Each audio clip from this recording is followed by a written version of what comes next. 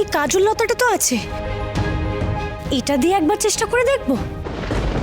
কিছুটা খেতে হবে। এখনো শিকার আনতে পারলো না অপদার্থগুলো। খিদেতে তো পেটে নাড়ি ভুড়ি হজম হয়ে যাচ্ছে। না, এখানে একা লড়াই করে কিছুই করতে পারবো না। তার চেয়ে বুদ্ধি দিয়ে বোকা বানিয়ে সুযোগ বুঝে পালাতে হবে। কিন্তু রাজকন্যার জন্য যে বড়ই দুশ্চিন্তা হচ্ছে। আর ওদিকে মা যে কি করে ওখানকার পরিস্থিতি সামলাচ্ছে কে জানে।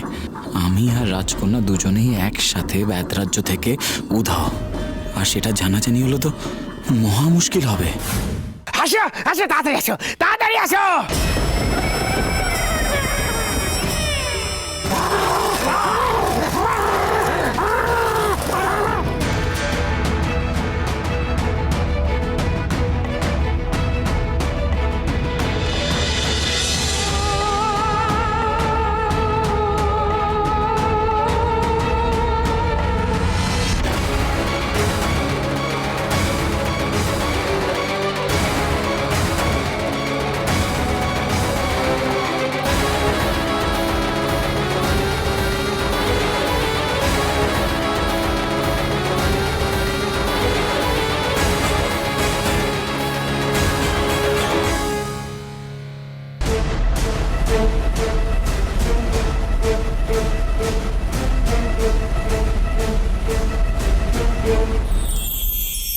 কি কাজল লেগে তো সব কটা পাথর কালো হয়ে গেছে।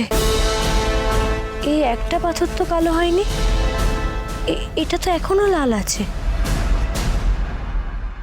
মায়া রাজ্য থেকে আমি এইটুকু শিখেছি, সবার মধ্যে যেটা আলাদা তার মধ্যেই বিশেষ কিছু থাকে।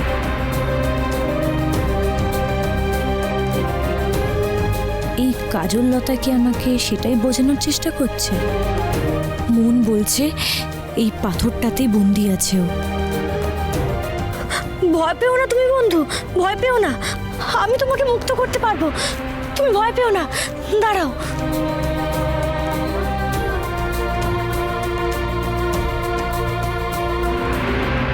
কি গো বন্ধু, তুমি কথা বলছো না কেন? বন্ধু, তুমি শুনতে পাচ্ছ না? ও বন্ধু, তবে কি আমি ভুল পাথর তুললাম? বন্ধু কি তবে চিরকালের জন্য বন্দী হয়ে গেল? ও বন্ধু, বন্ধু তুমি শুনতে পাচ্ছ না?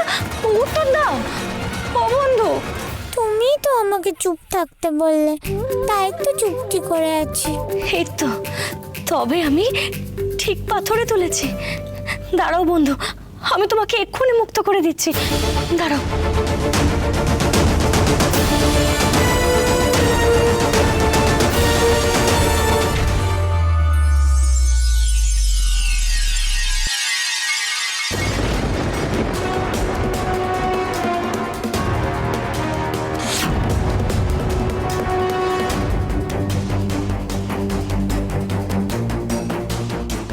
কই কেউ তো নেই,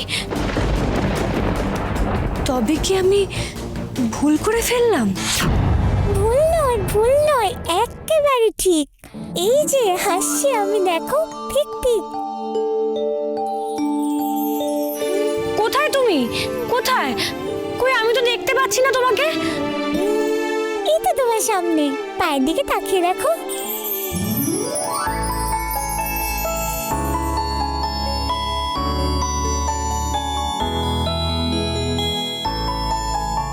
এ আবার কি? এ কেমন বস্তু?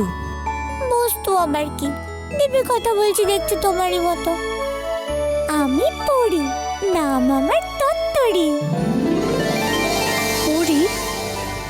তরতরি?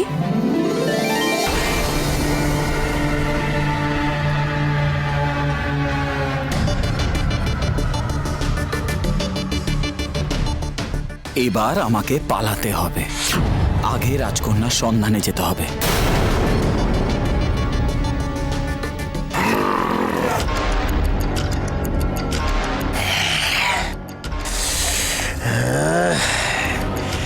খাওয়া তো হলো, কিন্তু রোজ রোজ পশু পাখি মেরে খেতে খেতে তো হাঁপিয়ে উঠেছে।